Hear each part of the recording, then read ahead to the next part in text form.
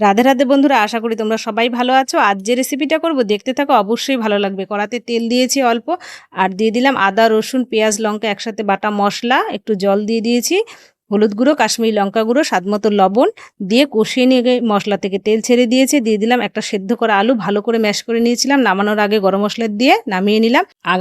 আটা আমি আগে থেকেই মেখে রেখেছিলাম। গাজর আর বিনস কুচি দিয়ে একদম পাতলা করে কুচি করে নিয়েছিলাম।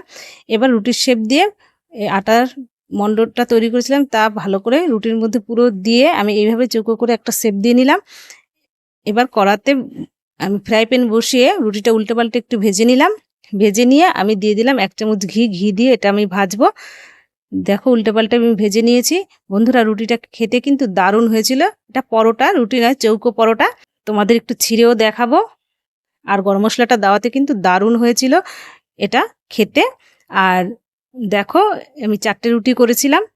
আমি এবার ছিঁড়ে দেখাচ্ছি ভেতরের লেয়ারটা কত সুন্দর হয়েছে ভাজে ভাজে। দেখো, আর পুরোটা ছড়িয়ে গেছে। তোমাদের কেমন লাগলো জানিও, লাইক করে চ্যানেলটি সাবস্ক্রাইব করো।